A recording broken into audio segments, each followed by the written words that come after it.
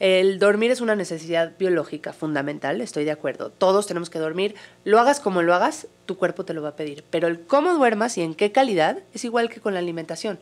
Todos nos vamos a alimentar de alguna manera para sobrevivir, pero de ahí a el que come bien contra el que no come bien. Igual y no sabes que no estás durmiendo bien y al escuchar esto que nos mencionó Elisa, empezar como que a estar atentos para ver si estamos pasando por eso, porque estamos a tiempo de cacharlo y cambiarlo. Nuestro cerebro está flotando en un líquido, ¿ok? Se llama líquido cefalorraquídeo y este líquido va pasando por las neuronas durante la noche para limpiar los residuos tóxicos. ¿Por qué residuos tóxicos? Porque estar despierto va dejando ciertas proteínas que se van liberando de desecho por el desgaste natural que tiene el cerebro. Empieza en ti es una nueva oportunidad de regresar al inicio, para reinventarnos, salir de nuestra zona de confort, explotar nuestro potencial y lograr todo lo que nos propongamos. Hablaremos con diferentes expertos, amigos, especialistas o gente que admiro por su experiencia y trayectoria para juntos rebotar ideas, consejos, tips de motivación y hablaremos sobre todo lo que necesitamos escuchar para comenzar. Soy Paola Zurita y en este espacio te invito a escuchar, relajarte y trabajar en ti para lograr tu mejor versión. Porque todo lo que hagas en la vida empieza en ti.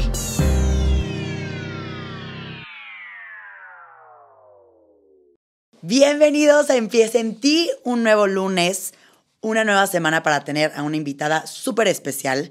El episodio de hoy creo que a nivel personal es uno de los que más me emociona y más me intriga y más me urge obtener información. Hoy tenemos este bellísimo lunes para arrancar esta semana a Elisa Sacal. Elisa es una doctora enfocada en la medicina integrativa con especialidades en medicina funcional, homeopatía y asesoría de sueño. Literalmente esta es la joya que me interesa saber de este episodio. Ella es fundadora y directora ejecutiva del Family Sleep Institute para América Latina y España, miembro de la Academia Mexicana de Medicina del Dormir. Elisa también es cofundadora de la Asociación Mexicana de Medicina del Estilo de Vida, socia de Alive Wellness Consulting, expertos en bienestar, y fundadora de Mommy Help, proyecto dedicado al acompañamiento profesional durante la maternidad, que puedo imaginarme, no soy mamá, que no duermes mucho, entonces esto está buenísimo. Elisa también da conferencias y pláticas, siempre con el enfoque holístico, integrando todo el tema de la medicina integrativa y el bienestar. Así que el episodio del día de hoy, a pesar de que vamos a tocar muchísimos temas de los que dije mientras la presentaba, es hablar del sueño, entonces va a ser una maravilla. Bienvenida, Elisa, gracias por estar aquí. Gracias, Pau, por la invitación. Feliz de poder compartir este espacio contigo. Estoy muy emocionada, como lo decía ahorita que te estaba presentando. El tema del sueño a mí me parece algo impresionante, que no le damos a veces el peso o la importancia que realmente es, ¿no? Yo me acuerdo que de repente yo siempre decía como, no, yo aguanto un buen, yo puedo dormir 3 horas y funciono perfecto. O yo luego veía gente que no dormía y no funcionaba, yo hasta decía, ay, no manches, no seas así, yo puedo dormir 1 hora y al día siguiente estoy en friega, pero conforme avanzas, empiezas a ver cómo te golpea por otros lados. Pero antes de que nos metamos a profundidad en temas del sueño, cuéntame un poquito, porque tú estudiaste medicina. Sí. ¿Cómo te pasaste a este otro lado un poquito más sí, hipizón, como dirían más hoy en día? integrativo? Exacto. Ok, pues bueno, sí, la verdad es que estudié medicina tradicional en la Universidad de Anáhuac, en la Ciudad de México, o sea, súper tradicional y demás, como médico cirujano me gradué, pero en el Inter, cuando ya estaba por terminar, me enfermé, me dio cáncer y me dio 2 veces, de hecho. Y creo que fue una lección importante de vida en donde me di cuenta las cosas que sostienen a la enfermedad o que las causan y que nosotros ni siquiera las volteamos a ver, que generalmente me refiero al estilo de vida, a cómo comes, cómo duermes, cómo te nutres, cómo gestionas el estrés y cómo te relacionas con la gente. Y normalmente, como buen estudiante de medicina, estaba buscando como un desequilibrio patológico, ya sabes, metiéndote a la ciencia y a la bioquímica, cuando en realidad era más mi comportamiento, mis hábitos, lo que estaban expresando esta enfermedad 2 veces. Oye, Elisa, platícame un poquito cómo iniciaste en esta vida, porque tú estudiaste medicina, pero todo el tema de medicina integrativa, homeopatía y demás, pues es como otra rama. Entonces, ¿por qué te fuiste siendo un médico tradicional para allá? Es Bueno, verdad. no para allá, pero... Es interesante sumar. porque sí, fui sumando poco a poco a lo largo de mi carrera, pero todo empezó estudiando medicina tradicional en la Anáhuac, en la Ciudad de México, y de ahí, en los últimos semestres, me enfermo, me da cáncer 2 veces, y la primera vez que me da, no quise parar todo mi ritmo de vida, ¿no? La forma en la que iba a la escuela y hacía mi deporte y demás, continuó igual. La segunda vez que me da cáncer, sí hago como, a ver, algo aquí está ocurriendo. No tenía antecedentes familiares importantes genéticos para desarrollar cáncer. No tenía una alimentación que digas así terrible. Nada. Tenía 21 años, o sea, qué tantas cosas, qué tantos hábitos podrías haber hecho. Y sí, claro, eso dije la primera vez, pero la segunda sí pude poner atención a dormía bastante mal, o sea, muy poco, dormía a las 12, una como buena universitaria, pero me levantaba a las 6 de la mañana. Y esto me mantenía en estrés, sumándole el estrés de la exigencia académica de salir adelante y sacar la carrera lo mejor posible. Entonces, estos 2 factores que yo no tomaba en cuenta como radicales para poder expresar una enfermedad crónica, sin duda fueron los detonadores de la enfermedad y fueron la base que tuve que haber cambiado y modificado desde un inicio para no expresarla y que fui haciéndolo a lo largo de la vida para hoy en día estar totalmente sana. Entonces, ahí fue cuando me empecé a dar cuenta que la enfermedad no solamente es algo bioquímico que se expresa, sino tiene que ver con tu estilo de vida y con la mente y con las emociones. Y dije, bueno, si esta enfermedad tenía estos componentes, seguramente muchas otras lo tienen. Ahí fue cuando volteé a ver todas estas áreas que pudieran llegar a mejorar la expresión de salud de un individuo. De ahí me metí al estilo de vida y volteé a ver cómo es la nutrición, cómo debe de ser el estrés, las relaciones personales, el sueño, el movimiento, el ejercicio. Y noté que el sueño era el pilar que la gente menos ponía atención. Hay menos especialistas dedicados al sueño. Es el tema que menos estudian los estudiantes de medicina, los nutrólogos, los psicólogos. Es un área como muy olvidada, que mucha gente incluso tiene esta cultura de que el sueño es para flojos, de que el sueño te detiene de hacer tu trabajo, de tu productividad, cuando en verdad, si le ponemos atención, es la que va a potencializar todas estas áreas. Entonces, ahí es donde vi que la gente menos información tenía y que esto puede favorecer todo lo demás que hagas. No, aparte siento que luego el sueño lo das como por hecho que va a suceder, ¿no? Como que no piensas que tienes que darle un área, un espacio o horas determinadas, porque es como ya, cuando esté agotada, pues voy a caer. Exacto. Bueno, y quien tiene insomnio sufre terriblemente. Pero, y a ver, Elisa, platícame, quiero entrar literal a entender qué es el sueño tal cual, porque a mí me parece súper importante. Te decía que hace poco tuve una sesión de fotos y acabamos a las 4 de la mañana, tardísimo. Yo me desperté a las 8 de la mañana y en tu inconsciente dices como, ay, me voy a obviamente levantar temprano, no es como que me desvelé o como que fui a una fiesta o fui a una cena con amigos, pues simplemente me quedé trabajando por una vez. Y al día siguiente me desperté como si estuviera crudísima, cruda, ¿eh? O sea, como si me hubiera enfiestado, echado 15 vinos o tequilas, no sé.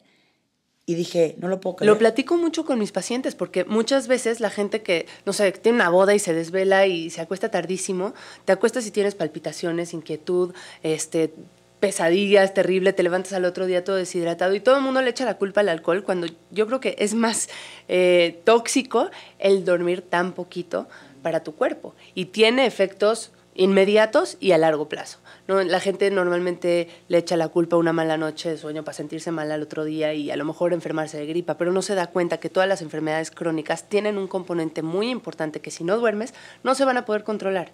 Me refiero a presión alta, gente con resistencia a la insulina, gente que tiene problemas del corazón, de diabetes y demás. El sueño es de esas cosas que te va a costar menos trabajo, te va a costar menos recursos, ponerle atención y te va a ayudar a controlar cualquier otra enfermedad. Entonces, sí. A ver, ¿y qué es el sueño? Si tuviéramos que darle una definición. Que definirlo tal cual, el sueño es un estado de una inconsciencia reversible. De alguna manera estás inconsciente, pero puedes cambiarlo. Y es una parte integral básica de la vida.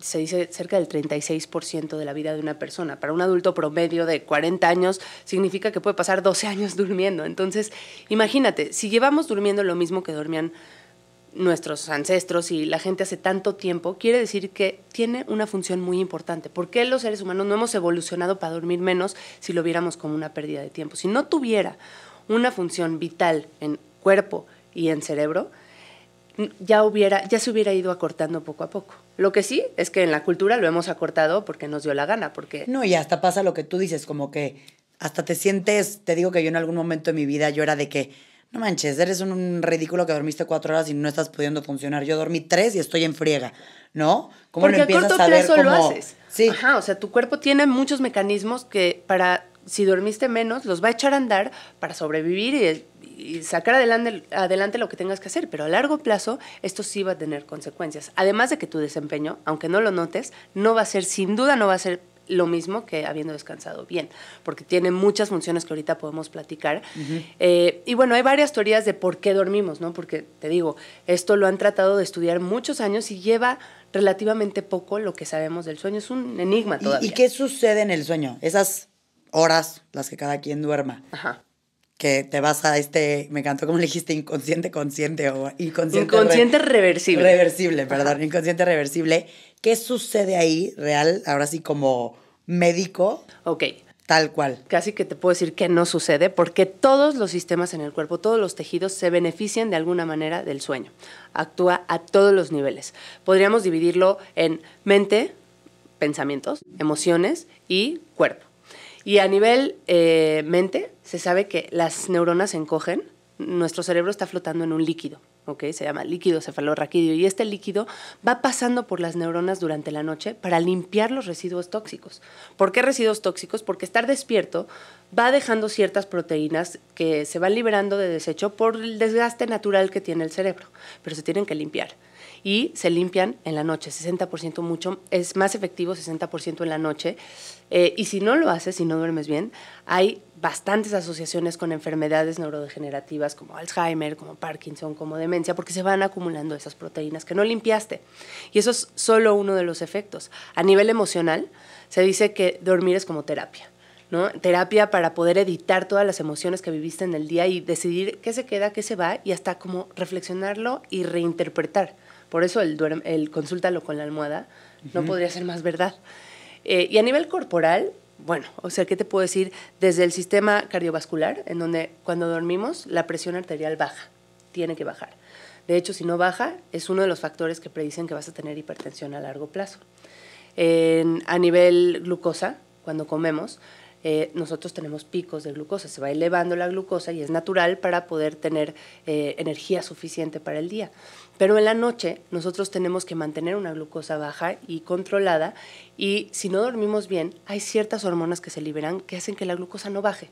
Y entonces, pues vas a ganar peso, vas a almacenar más grasa, vas a tener más chance de ser prediabético o diabético a largo plazo. Entonces, con esto la idea no es asustar, sino volteas a ver en tu familia qué genética tienes, ¿no? Y bueno, tengo genética de un abuelo con Alzheimer, una mamá con diabetes, y si te das cuenta, tú puedes usar esto a tu favor. El sueño es una habilidad perfeccionable como el ejercicio. Uh-huh. No es que ya duermo y ya está, puedes dormir y mejorar el sueño y hacer que duermas más profundo y de mejor calidad y menos interrumpido.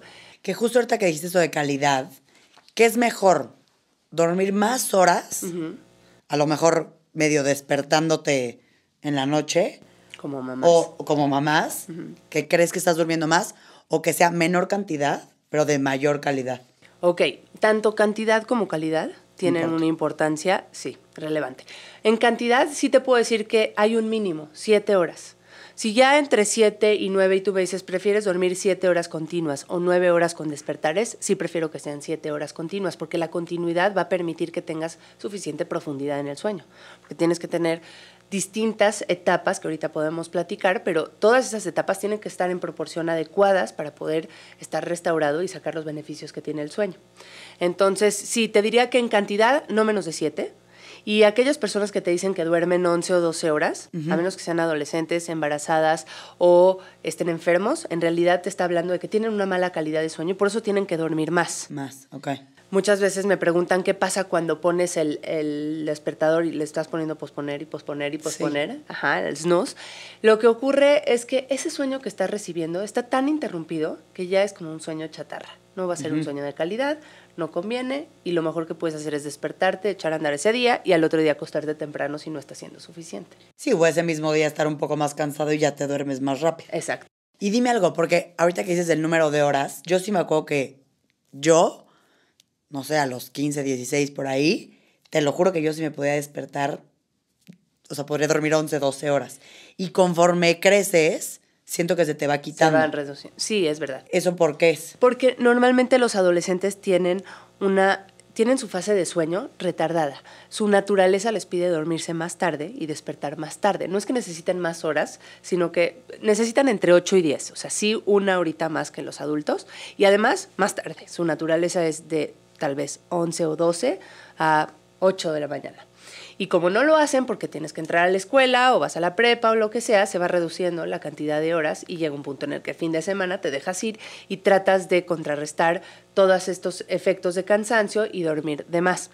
Ahora, sí, después de la adolescencia, ya en la adultez, entre 7 y 9 horas es lo normal conforme vas creciendo, no se reduce. Nada más para los adultos mayores, sí, duermen menos, no porque necesiten menos horas, sino porque tienen menos hormona de sueño, menos melatonina y tienen un sueño un poquito más frágil, más fragmentable, se despiertan más seguido. Ok, qué bueno que hablaste de la melatonina. Ahorita te quiero preguntar unas cosas de eso. Pero háblame un poquito de las etapas. Ajá. Cuando estamos durmiendo dijiste que mínimo tenemos que dormir 7 horas, ¿no? Mínimo 7 horas, Okay. hasta 9 horas. Cada quien tiene que encontrar e individualizar cuánto es lo que necesita, ¿no? Yo, por ejemplo, Pero sí dirías 7:30. mínimo.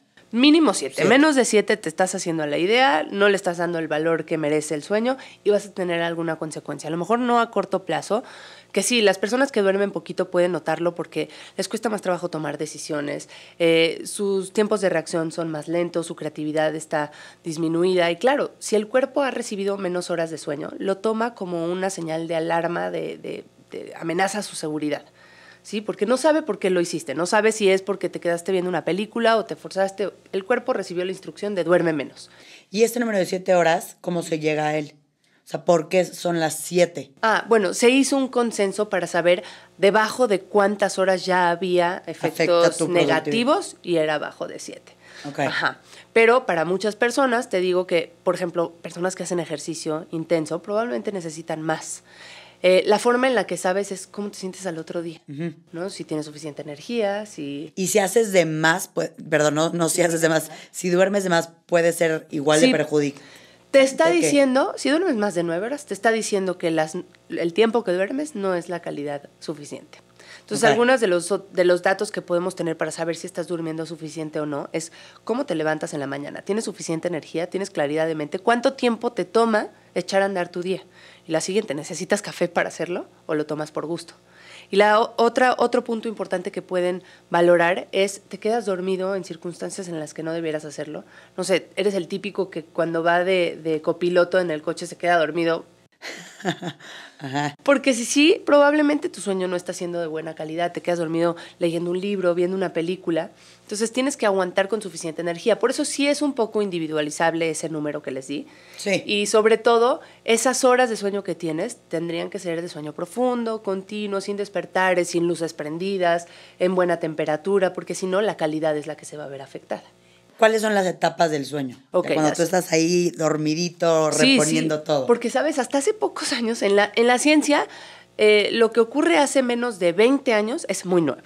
Porque le toma más o menos a la agenda académica enseñarle a los alumnos 20 años integrarlo en su currícula y poder aprenderlo. Entonces, la mayor parte de lo que se sabe del sueño es súper nuevo. Antes se creía, en 1950 se creía que apagabas el switch y te quedas dormido y ya está. Y no, recientemente se dieron cuenta que transicionas por diferentes etapas y que no solo transicionas, tienes que tener una proporción de cada una de estas etapas adecuada.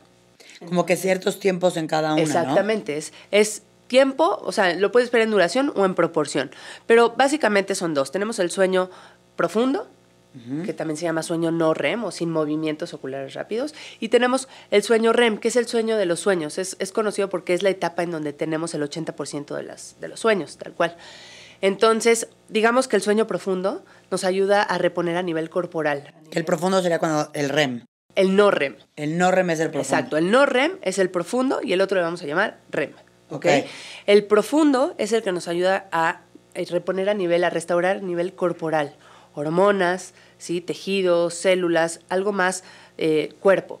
Y el REM es mucho más mental, nos ayuda a reconectar las neuronas, a editar la parte emocional. Por algo soñamos, ¿no? Por algo es la parte en la que el cerebro se repone de una manera adecuada.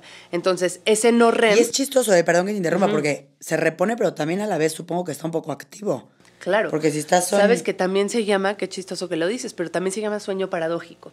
¿Por qué? ¿Cuál es la paradoja? Que estás dormido, pero si tú no vieras a la persona que está dormida y solo estás viendo su electroencefalograma, que son la actividad eléctrica de su cerebro, te darías cuenta que es igual o más activo que estar despierto. ¿Y entonces por qué repones? Es una forma en la que el cerebro está reconectando sus sinapsis, sus conexiones, está haciendo nuevos caminos neuronales, está limpiando, como decía, el sistema nervioso linfático, que es como el de desechos, está haciendo como mantenimiento a todo. Entonces no es nada más apagar y conservar energía, el sueño también sirve activamente para reponer todos esos procesos. Tu memoria, tu atención, tu concentración, dependen de que hayas dormido bien. Haz de cuenta que estás preparando al cerebro para poder captar toda la nueva información del otro día y toda la que captaste el día anterior se va editando, qué se queda, qué se va, qué no sirve. Entonces, esas son las 2 etapas para no hacerlo tan específico. El sueño no REM también se subdivide a su vez en superficial y profundo, pero en la parte de sueño profundo no REM, ahí es donde liberamos, por ejemplo, hormona de crecimiento. Todas las personas que están buscando hacer ejercicio, ponerse más voluminosos, más marcados y demás, ahí es donde liberan su propia hormona de crecimiento. Y esa es la hormona que en los niños justamente les ayuda a crecer. También vamos liberando testosterona, hay un montón de hormonas que solo se libera, o no solo, pero principalmente se liberan durante el sueño. ¿Qué dirías que son 5 cosas? Ya sé que son miles, pero para quien de pronto pueda estar escuchando y diga como, ay, no, da igual, yo con que duerma 5 estoy bien, ¿no? ¿Qué dirías que son 5, así como te dijiste, liberas la hormona de crecimiento, esto? ¿Qué dirías las 5 cosas más importantes que suceden en este proceso para que alguien voltee a ver y diga, puta, le voy a voltear a echar ojo a esto? Hoy en día, para como estamos viviendo, yo creo que lo más importante es sistema inmune. Te quieres cuidar de verdad, de que no te dé un bicho, de que no tengas infecciones, duerme bien. Déjate tomar cualquier suplemento. Duerme 7 horas porque tu sistema inmune lo que necesita para poder accionar y para poder defenderte son 7 horas de sueño. Y si no lo haces, lo que va a hacer es que vas a empezar a alentar esa reacción del sistema inmune y se van a empezar a colar ciertos microorganismos que te pueden enfermar. Y no solo eso, el sistema inmune no nada más son infecciones. El sistema inmune también te protege de padecer cáncer. Entonces, si eres una persona que trae antecedentes genéticos para cáncer o algún gen por ahí que expresa cáncer y no duermes, las células que te defienden de tener cáncer y que matan a las células cancerígenas son 70% más activas en la noche. Entonces, sistema inmune yo te diría que es de los factores más importantes. El sistema metabólico, importantísimo por el tema que decía de la glucosa. El que puedas tú regular tu glucosa y no almacenar grasa depende de cómo dormiste. Y ahí voy a meter el tercero, que es el tema de apetito. ¿Qué te pasa esa noche que duermes pésimo porque te fuiste de trabajar? Tienes más hambre. No nada más hambre, tienes unos cravings y una ansiedad por comer carbohidrato. ¿Por qué sucede eso? Porque hay una combinación hormonal en el cuerpo, en donde si tenemos naturalmente una hormona que se llama grelina, que es la hormona del hambre, y leptina. Grelina, como gremlin. Y la hormona leptina, que es la de la saciedad. Imagínate que tenemos una combinación pésima, porque la grelina está aumentada, o sea, tienes más hambre, la leptina está disminuida, no sientes la saciedad, entonces comes y comes y comes por apetito y porque no tienes saciedad. Y además, como que en el sueño estas hormonas se van regulando, claro. Y si no duermes bien, se altera ese patrón y entonces es real que al otro día abres el refrigerador y por supuesto que no tienes apetito de ensalada y verduras. Lo que quieres es energía inmediata. Porque estás cansado. Porque estás cansado y como mencioné hace un ratito, el problema es que le diste la instrucción a tu cuerpo de que esté alerta y que necesita energía rápida, y lo que más energía rápida te da es lo que más azucarado es o más glucosa te va a dar de forma rápida. El problema es que luego vas a tener un bajón, vas a empezar a almacenar grasa y... No, y está cañón porque yo, perdón que regrese al tema de las crudas, pero está cañón luego también en tu cruda, que podrías creer que es derivado de otras cosas, del alcohol, o bueno, que igual y también, pero que te da un hambre que es incontrolable. También viene con esta parte de haber dormido fatal. Claro, que porque un día porque cuando te duermes con alcohol, también no creo que caigas. No es para nada el mejor. Te voy a decir qué pasa. Ahorita voy a regresar al tema del alcohol para hablar del alcohol y el sueño REM, porque sí es muy interesante. Alcohol y cualquier sustancia que te altere el... Sí, sí, sí. No, Sobre o sea, todo alcohol y nicotina. Ok. Tienen un efecto importante en el sueño. Y lo que les estaba diciendo con el tema del apetito y demás, es que una vez no pasa nada. Probablemente te ayudó el tener ese apetito al otro día porque fuiste, comiste algo que te dio energía inmediata y te ayudó a echar a andar el día, ¿no? Y lo pudiste sacar adelante. El problema es que toda esta gente que duerme 6 horas y media tiene este mismo efecto. Entonces, todos los días sus decisiones de alimentación no van a ser las más saludables. Y además su cuerpo está recibiendo la instrucción de estoy en riesgo, no estoy pudiendo dormir adecuado, vamos a almacenar porque quién sabe cuándo me vuelva a dar de comer y todo lo ves en alerta. Entonces almacena y va a ser una combinación en metabolismo que no va a ayudar a las arterias, al corazón y demás. Y bueno, volviendo al tema de las sustancias, el alcohol y el sueño, lo que ocurre ahora que ya saben cómo se divide el sueño en estas dos etapas, es que el alcohol, la primera parte de la noche, que normalmente sí tenemos el profundo, un poquito... cuando entras al no REM. Exacto, que me faltó decir un detalle ya para ponernos aquí más técnicos, es que la primera parte de la noche tenemos más sueño profundo y la segunda parte de la noche, más cerca de la mañana, más sueño REM. Así es, y eso quiere decir que soñamos más pegados a despertar, pero todos los ciclos tienen de alguna manera sueño REM en ellos. Okay, o sea, no es que nada más tenemos sueño profundo. Todos los ciclos tienen una partecita de todas las fases, nada más que predomina el sueño profundo. Cuando tomamos alcohol, no hay sueño REM al inicio de la noche, la primera parte. O sea, no hay el profundo. No hay el de los sueños. El profundo sí lo hay. Ok. Entonces tú te quedas con la idea, sí te ayuda a dormir más rápido, el alcohol, ok. Baja la latencia de sueño, quiere decir que te duermes más rápido, pero no tienes sueño de sueños. ¿Okay? La etapa REM. ¿Qué pasa? Que la segunda parte de la noche hay un rebote de como no tuviste la primera, ahora tienes muchos sueños la segunda parte de la noche. Así que por eso la gente que toma sueña más intenso o pueden tener más pesadillas porque hay un rebote de esta segunda parte de la noche de sueño REM, en donde además es un sueño que tiende a ser un poquito más superficial y más fragmentado, más te despiertas más. Entonces, esta combinación hace que sueñes mucho, muy intenso, que puedas tener más pesadillas, que te levantes al otro día con la sensación de que no pasó nada porque pues sí dormiste bien, porque además el sueño te baja un poquito la conciencia y la realidad es que fue más fragmentado, fue un sueño de peor calidad. Entonces mucha gente se queda con la idea de, mi copita o 2 copitas de vino antes de dormir me ayudaron increíble, porque no recuerdan, porque bajó la conciencia de que estaban alcoholizados, y lo empiezan a utilizar como un recurso. Es el recurso más utilizado para dormir, la copita de vino. Entonces, la recomendación con el alcohol es, 1, no lo ocupes si estás sintiendo la necesidad de mejorar tu sueño, porque si ya estás dependiendo de eso y ya estás creando una dependencia al alcohol para dormir bien. Número 2, si vas a tomar alcohol que sea social, por ejemplo, trata de darte un espacio por cada copa 1 hora antes de dormir. Si vas a tomar 2 copas, de preferencia, termínalas 2 horas antes de acostarte y un vaso de agua por cada una de esas copas de alcohol. Para que se te baje un poco. Te ayudan a detoxificar, a que lo saques más rápido y lo elimines de tu cuerpo y ya no tenga tu sueño tanto efecto por esta sustancia. Y a ver, Elisa, cuéntame un poco del insomnio, porque yo tengo muchas amigas, sé que muchas veces lo puedes utilizar como expresarte, ¿no? Como de decir, tuve insomnio. ay, no, tuve insomnio, igual y nunca dejaste el celular y pues claramente no te ibas a dormir, claro, ¿no? O sea, que ahorita también quiero justo hablar de esos temas, pero creo que si hay gente. Yo tengo una amiga que de verdad hablo con ella y me dice, no, es que dormí 2 horas, ya me urgía levantarme porque estaba sufriendo en la cama, claro, porque no me podía dormir. Horrible con el sueño y le pasa a mucha gente.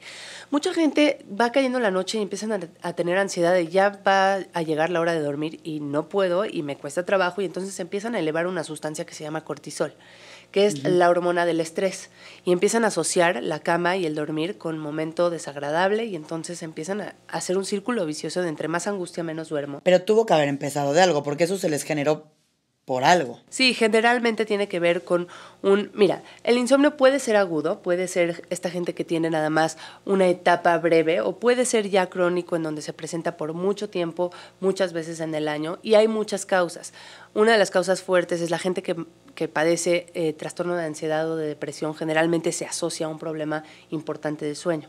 Pero para el estrés también, ¿no? Sí, para la gente que no tiene tal cual un diagnóstico, la ansiedad, el estrés, es su principal problema o su principal enemigo para dormir bien.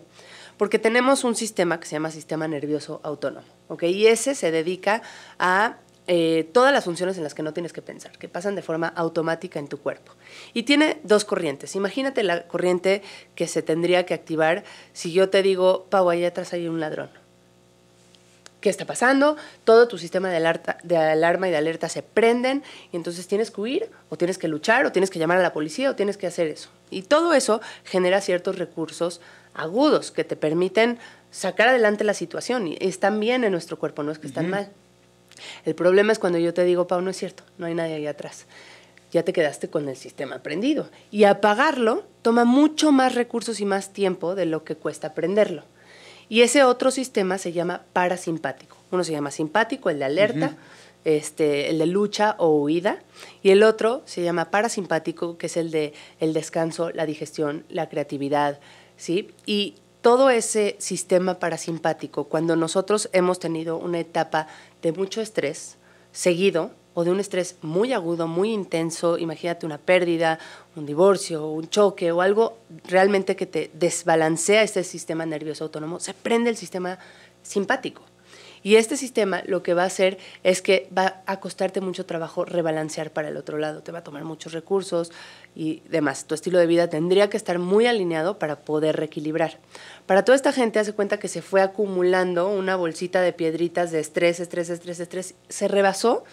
Y ahora nada más tirar una piedrita no va a vaciar la bolsa completa. Claro. Necesitas ahora todo tu estilo de vida, alinearlo para que se vuelva a reequilibrar tu sistema nervioso. O sea, comer, tener una alimentación, una nutrición específica para que no sea inflamatoria, muy cuidada, con muchas plantas, con mucha diversidad. Tendrías que gestionar el estrés aprendiendo a respirar, a meditar, a lidiar con las circunstancias que te estresan con recursos externos, a moverte, a hacer un ejercicio no estresante, porque ya no necesitas ahorita correr un Ironman, si lo que necesitas es reequilibrar ese estrés, es ejercicio calmado, personalizado, en una frecuencia cardíaca que te permita reequilibrar tus relaciones personales, porque la soledad también va a seguir detonando supervivencia y estrés. Entonces tienes que reequilibrar tus relaciones y hasta quitar las que consideras que son tóxicas y reequilibrarlas con las que te nutren. Y obviamente cuidar el sueño. A las personas que pueden llegar a tener insomnio, que lo manejan como ya algo parte de su vida, que lo dicen, porque no yo, Paola, yo no tengo insomnio, pero yo lo vivo mucho con personas que conozco, que ya es como dado por hecho de, ay, no, es que dormí pésimo porque tengo insomnio. Ya, tengo y fue. O sea, tú sí les dirías... Que se quiten la etiqueta. Que se quiten la etiqueta y que son todos estos temas. Totalmente, es una creencia, el pensar, así soy porque mucha gente me dice porque así es mi familia. Eso no es un tema tan genético como lo que se imaginan. Es una parte genético y el 70-80% es conductual, es y que lo escuchaste... Claro, seguramente entonces, mientras crecías. No te compres esa historia porque además se la vas a transmitir a tus hijos muy probablemente. Lo importante aquí es quitar la creencia de que tú no puedes dormir. Siempre puedes mejorar tu calidad de sueño. Obviamente, si consideras que tienes algún problema en donde, no sé, uno de los ejemplos es tienes un ronquido y tu pareja te menciona que tienes pausas en la respiración, ok, sí necesitas a lo mejor ayuda de un estudio, un aparato extra, pero la gran mayoría de la gente no. Es un tema de hábitos, es un tema de, como dices, no duermes porque no dejaste el teléfono, porque tu cerebro no va a vencer la fuerza del teléfono en la mano. No podemos además seguirle apostando a ello, porque además la calidad de sueño después de dejar ese teléfono no va a ser buena. Entonces, pues esto empodera a mucha gente porque está mucho más en mis manos de lo que pensé que estaba. Uh-huh. Sí, totalmente. Y en esta parte, Lisa, ¿qué podemos hacer? Alguna vez yo leí o me dijeron, no recuerdo bien, que cuando tú estás mostrando como cierto tipo de luces, uh-huh, el celular, la televisión, lo que sea, como que no se puede activar la melatonina, algo así, ¿no? Sí, muy bien. ¿Cómo es ese concepto? Y, pregunta 2 de lo mismo, hay gente que se arrulla, bueno, que por ejemplo te dicen, necesito prender la tele para arrullarme. Sí, sí. Que yo en mi cabeza digo, ¿cómo? A mí me despertaría. Claro. Pero ¿por qué pasa estas dos?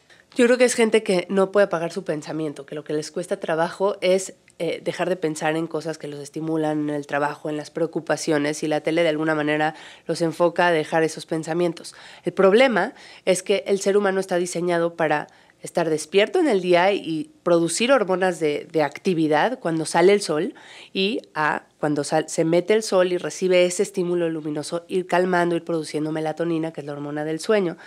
Entonces, el problema con la televisión y con las pantallas es que emite señales de luz parecidas a las del sol en la mañana al despertar.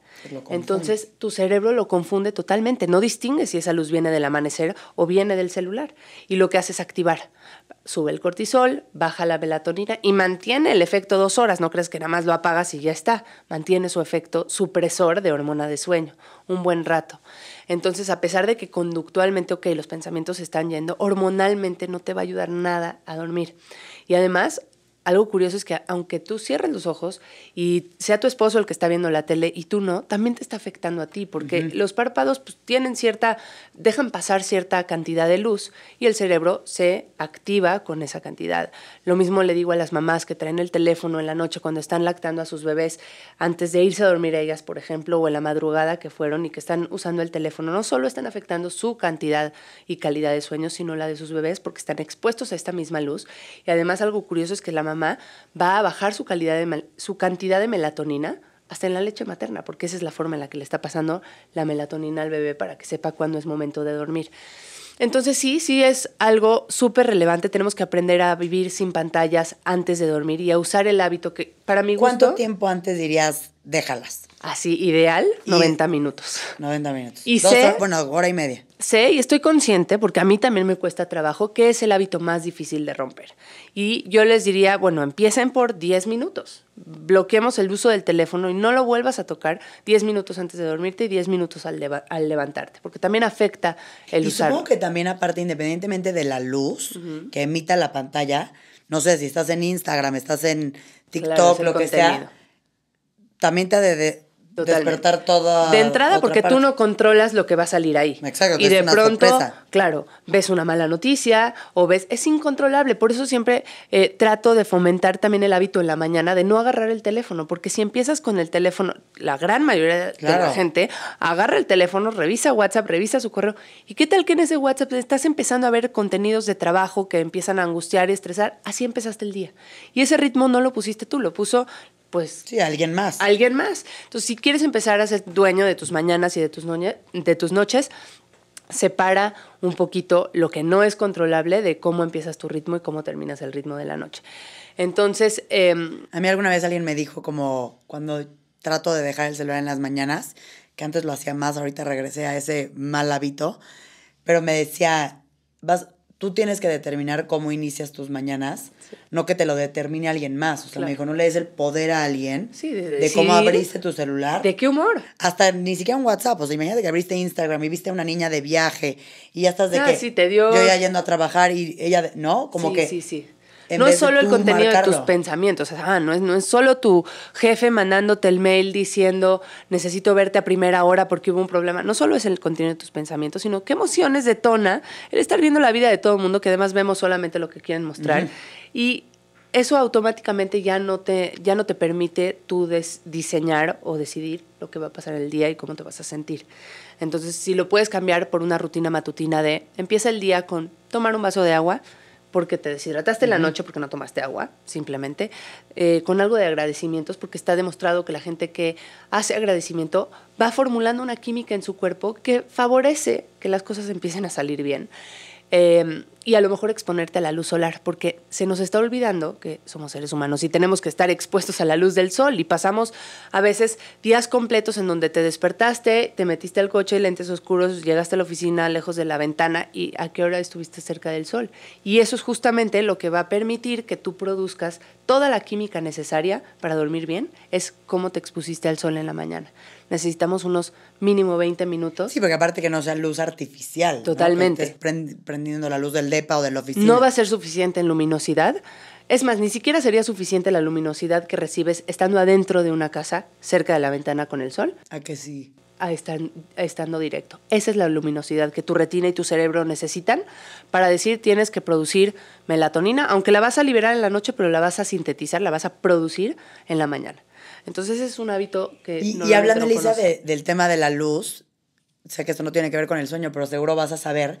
A mí alguien me dijo que era muy bueno ver que el atardecer, cuando ves los atardeceres, genera algo en tu cuerpo. Claro, ver el amanecer y el atardecer es algo súper recomendable para resincronizar tu reloj biológico interno. Yo ahorita que tengo planeado un viaje en donde voy a tener un jet lag importante, de las estrategias más importantes que planeo hacer para evitar el jet lag y poder adaptarme más rápido y disfrutar del viaje es ver el amanecer y el atardecer algunos días consecutivos, porque esas son las señales de ser humano que necesita, sí, y que necesita tu cuerpo para sincronizar todas tus hormonas.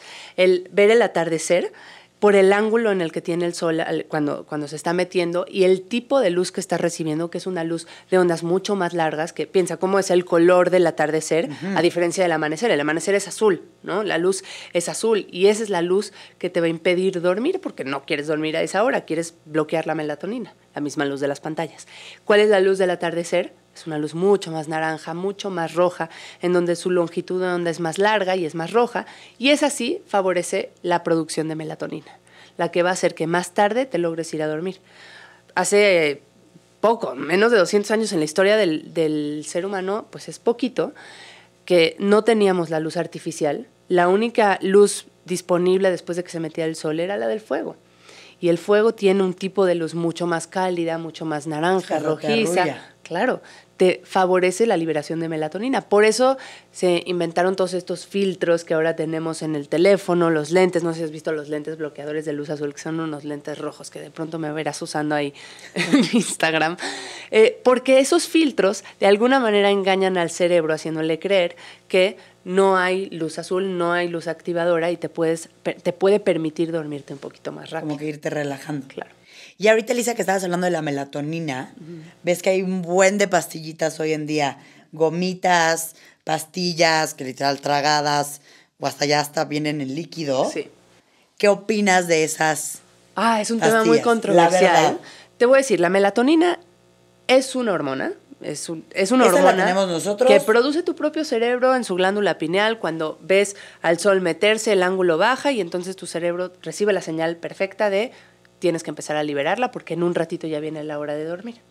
El cerebro, como en todas las hormonas, se libera muy poquito. Las hormonas en el cuerpo están en microgramos, en cantidades muy bajitas, cosa que no está pasando con las formulaciones farmacéuticas. Están produciendo melatoninas que tienen 10 o 20 veces más de lo que tu propio cerebro está produciendo.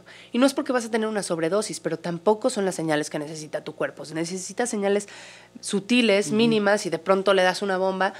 Uno, no sabes a largo plazo qué efectos pudiera tener. Todavía no se puede comprobar si va a haber alguna manera un feedback negativo. Se dice que es como, si me lo estás dando, ¿yo para qué lo produzco? ¿No? Como si tomaras, no sé, hormona tiroidea y se la estás dando y llega un momento en que la tiroides dice, ya para qué estás dando, de aquí soy, ¿no? Y no sabes si con la melatonina puede llegar a pasar eso. Además, las hormonas en el cuerpo están todas interconectadas. Todas, si tomas una, va a alterar otra de alguna manera. Es una orquesta. Entonces, pues al ser una hormona, pudiera llegar a estar afectando otros niveles hormonales. Por eso, la intención es utilízalo solamente si es necesario. Por ejemplo, una de las indicaciones es precisamente tener jet lag, porque la melatonina se segrega. Yo ahorita que la melatonina la segrego, no sé, a las 8 o 9 de la noche empieza su liberación y luego ya te quedas dormida. Y cuando viajas, de pronto tus 8 o 9 de la noche ya quedaron 7 horas atrás y ni te enteras, ¿no? Entonces te ayuda a resincronizarte un poquito más rápido. Pero de ahí a utilizarla todos los días, primero tiene una vida media, que quiere decir una duración muy cortita en la sangre. Te la tomas y muy poquito tiempo después, 1 hora, 2 horas máximo, ya no tienes nada. Entonces pudiera llegar a actuar incluso más como placebo que lo que realmente pudiera tener de acción somnífera. A mí recuerdo que me empezó a pasar, yo en algún momento me las tomé, compraba unas gomitas, que si hoy volteo a ese momento, era como mi atajo. ¿no? Tu tapadera, el problema real. Mi atajo era como, estaba estresada, tenía muchísimas cosas, ya sabía que no iba a poder dormir, porque al final estás estresada, decía melatonina, de eso que sabes que estás armando todo un desmadre, pero... Y me funcionaba hasta un punto, y que desde ahí no la he vuelto a tomar, que me empezó a pasar, pues también como que hasta medio te vuelves medio adictito ahí un ratito. Entonces yo me acuerdo que ya hasta había momentos que hasta estaba cansada y decía, ay, ya me voy a tomar una gomita, porque qué rico cómo voy a dormir.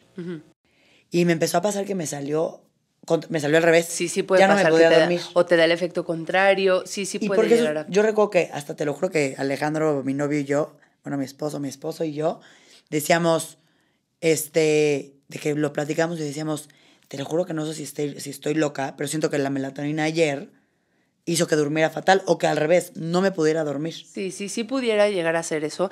Y lo importante es analizar por qué no estabas pudiendo dormir. Lo que nos da flojera a todos, porque queremos la vida corta, lo sé, pero tratar de analizar qué estoy haciendo en mi vida y ponerle de entrada un límite y decir, ok, me voy a dejar ir con el trabajo y todos los pendientes que tengo 2 semanas más. Y después de eso, ¿cuál va a ser mi plan para recuperar mi sueño? Dentro de tu plan tiene que haber un momento de parar. Tienes que empezar a usar la alarma en lugar de usarla para despertarte, que no debiera ser así. La persona que ha dormido bien se despierta de forma natural sin alarma. Híjole, yo nunca me despierto sin alarma. Te voy a decir, lo que puede estar pasando es que o son menos horas de las que necesitas o te acostaste muy tarde o tu calidad de sueño no está siendo buena. ¿A qué hora te despiertas? Varía, pero unos días a las 7, otros a las 8:30. Ese es el primer error y el primer... digamos que tip que me gustaría que la gente se lleve de aquí es empiecen a poner un patrón regular de sueño. Traten de dormirse todos los días y despertarse a la misma hora. Es más, si la dormida es más complicada porque de repente tienes una cena, una salida y lo que quieras, trata de mantener la regularidad en tu hora de despertar. No sé, pon la hora que más temprano tendrías que despertarte en tu semana porque tienes, yo que sé, una clase de algo. Y si es a las 7, que no varíe más de 45 minutos. Imagínate que todos los días te despiertas máximo 7:45, aunque te hayas desvelado. Porque lo único que vas a hacer es que puedes al otro día acostarte 45 minutos antes máximo y compensar. Pero si vamos moviendo, el reloj interno, porque tenemos un reloj interno, no vas a ver a qué hora despertarte. Entonces esa puede ser la razón por la que tu alarma es la que te está despertando todo el tiempo y porque no tienes como un patrón regular. Hay ciertas cosas en el cuerpo que si tenemos un horario fijo se va a beneficiar. Por ejemplo, el sueño, el tomar agua, el ir al baño, el comer, tienen que ser en horarios definidos para que el cuerpo anticipe, porque ocurren muchas cosas antes de que te vas a dormir o antes de que vas a comer. La digestión empieza desde antes y si el cuerpo ya sabe que viene, empieza a prepararse y le ayudas. Entonces, ese ritmicidad y ese tener horarios fijos te va a dar mucho beneficio. Y a ver, como ese consejo, otros que nos puedas dar. La pantalla. Dejarla. Esa es la más difícil, pero la que más impacto va a tener. Por eso hay estudios de gente que duerme, por ejemplo, en campamentos en el bosque y duermen increíble porque no hay luz artificial. Y entonces sus cerebros pudieron desconectarse a la hora que tenían que hacerlo, podrían irse relajando poco a poco. Otro de los consejos que me gustaría que se lleven es crear rituales para dormir. Cuando tú no tienes nada que hacer y simplemente pones la alarma, que les decía que la alarma no la usen para despertar, sino que la usen para saber cuándo es el momento ya de dejar de hacer tus cosas de trabajo. O sea, para dormir. Para dormir. Y una vez que lo haces, empezar, si simplemente te llegaras a acostar a la cama y esperar a que te dé sueño, va a ser muy complicado. Además vas a empezar a asociar que no te estás pudiendo dormir y así como tú no te vas a la mesa y te esperas a ver a qué hora te da hambre para comer, no hagas lo mismo con la cama, pero empieza a hacer un ritual con actividades que sepas que te relajan. Si yo te digo meditación y tú solo puedes pensar en persona, en pants de yoga, con pierna cruzada y cero te identificas con el tema, no meditación, pero busca algunas otras estrategias que activen al nervio vago. Por ejemplo, respiraciones. Si las respiraciones las haces lentas y exhalas mucho más lento de lo que inhalas, o sea, inhalas en 4 segundos, pero exhalas en 8 segundos y por la boca, vas a activar al sistema nervioso que nos permite relajarnos y dormir.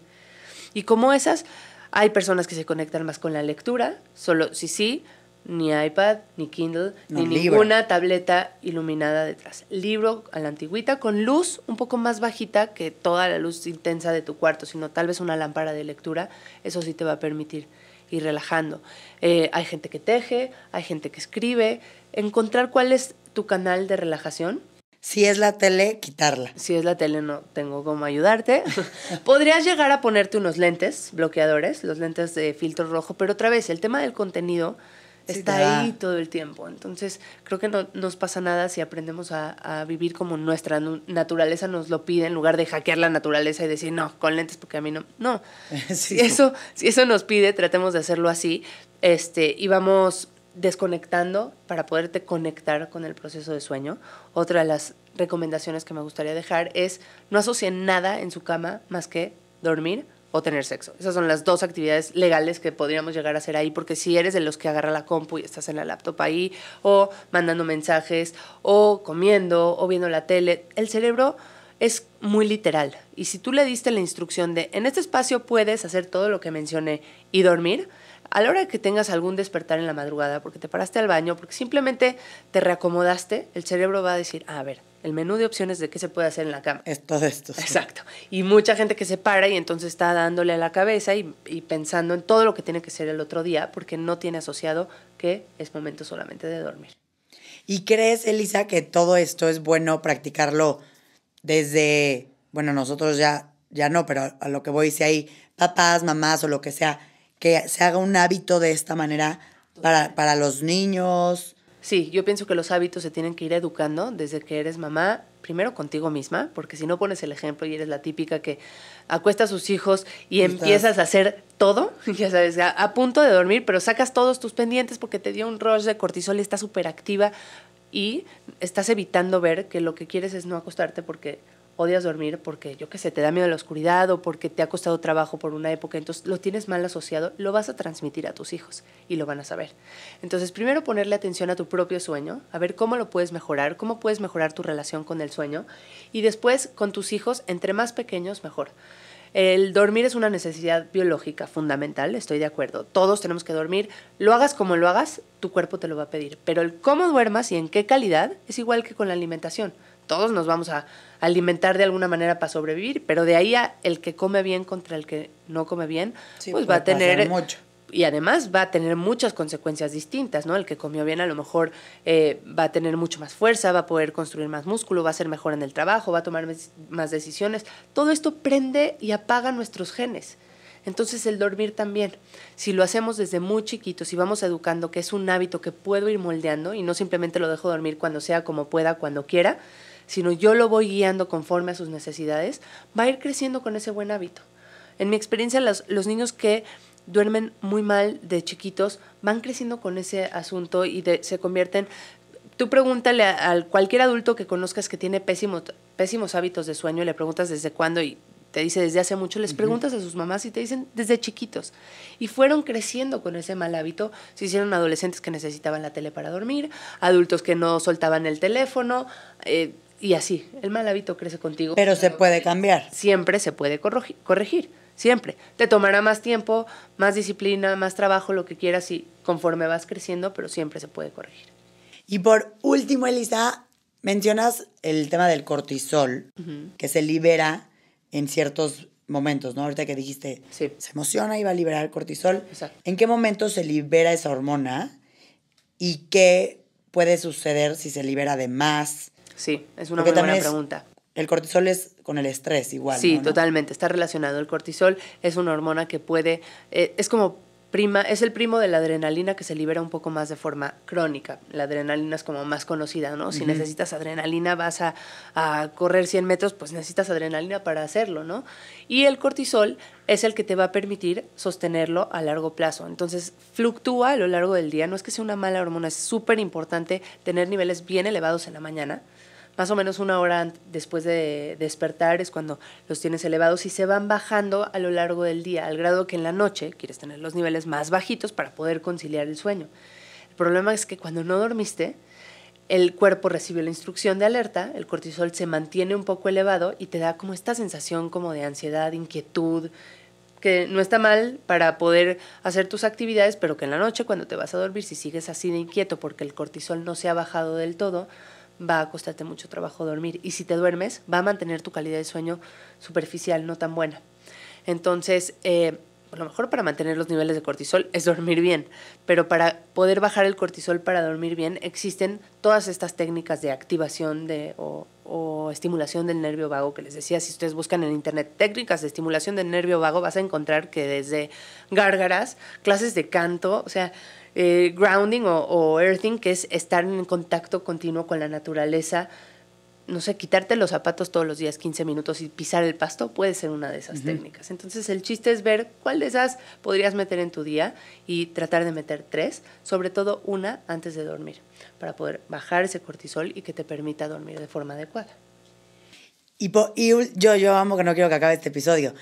También, ¿por qué crees que a lo largo de la vida, a pesar de que el sueño tiene todos estos beneficios, te quita todas estas cosas que acabamos de hablar si no lo tienes de calidad y las horas necesarias, ¿por qué crees que con todo y todo, o sea, teniendo estas cosas tan espectaculares, se ha perdido la importancia? O lo dejamos al último. Sí. O lo dejamos al final porque somos todavía capaces de funcionar o...